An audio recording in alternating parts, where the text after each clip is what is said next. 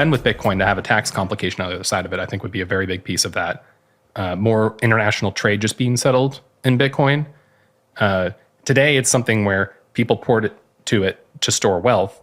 Some people use it for medium of exchange, but you usually have to be deep in the technical weeds or a very passionate Bitcoiner using the Lightning Network, which is all amazing stuff. And it's building out the future infrastructure for tomorrow, but it's not really being globally applied at scale.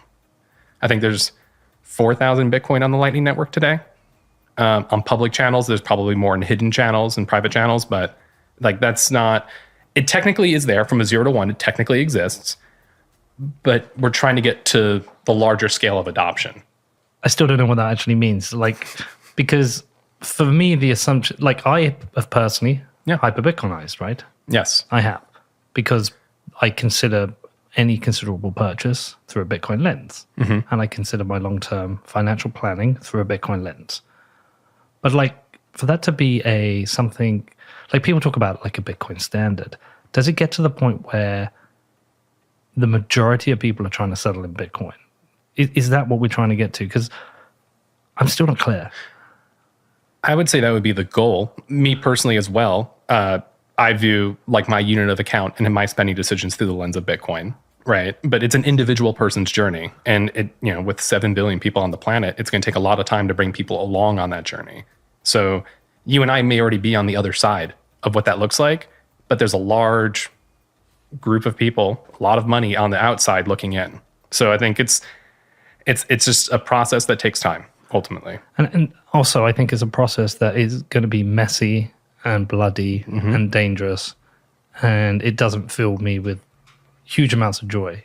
It's nice when there's a little bump in the Bitcoin price, but the idea of the collapse of currencies, which can lead to the collapse of nations, which can lead to the collapse of economies to get us to a Bitcoin world, that transition feels kind of scary. Yeah, so there's almost like two branches in how this could actually go down, right? Just thinking about it. You could have that dystopian view where for Bitcoin to rise, other things must fail. But there also could be a co-integration with the existing financial system over time, right? Like there is a happy path where Bitcoin gets permissive financial regulatory oversight. It gets to be integrated with the US dollar hegemony. A lot of people have talked about how, with instabilities around the world, the US dollar and Bitcoin would be the ones that would be best positioned to be able to benefit from that. As the US dollar being the global reserve currency, you could have it go in such a way where the US dollar gets strengthened because Bitcoin strengthens, and there's a lot of Bitcoin in the United States, and it could be used as kind of a financial rail to dollarize the rest of the world. So I always I'm fundamentally an optimist, but I'm also a realist in the sense of making sure, I'm doing my small part to not let, hell come to earth. But how, this is what we're to talk about. Yeah. Like, how does hell come to earth? What are the risks of this? So the risks of basically Bitcoin gaining prominence because everything else collapses? Yeah, I mean, and because there's two ways to look at it. Everything could collapse, and we're lucky we have Bitcoin, as that's a lifeboat for some people and a better financial system. But there is also the fact that Bitcoin could lead to the collapse of other things, currencies and economies, because we have the speculative attack, etc. So chicken and egg. Well, I wouldn't think it's fair to say that Bitcoin causes the collapse. I think it provides an escape valve for people that are being taken advantage of. But speculators could accelerate crashes.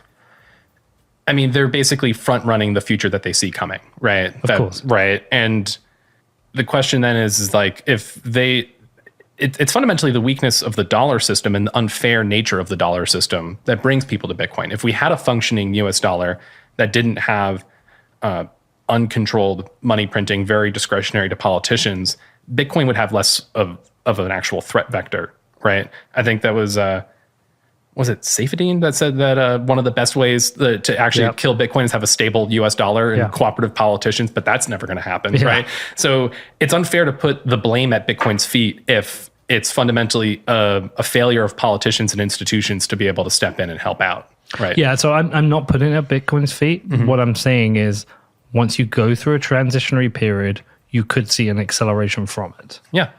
gradually then suddenly. Gradually then suddenly. Yeah. And that's the bit, like, I don't think any of us know how this all happens, how this plays out, what the impact is. And I don't really think we know where you can apportion blame for this, because it feels like a very complicated crossover. But at the same time, when it happens, we don't know what the financial makeup of the world will be. A lot of Bitcoin's held in America. Does suddenly America come out this much stronger than other nations? Are there small nations that took too long to adopt it and they're fundamentally weaker? Does their entire economy collapse? These are the things I don't even know where to start thinking about it. Yeah, because fundamentally, if you're thinking at right now, like the price of fertilizer spiking, right? And people are talking about possible famines and shortages because with the conflict in Russia and Ukraine, that's kind of the breadbasket of the world. And if they're in war right now, they can't be planting. And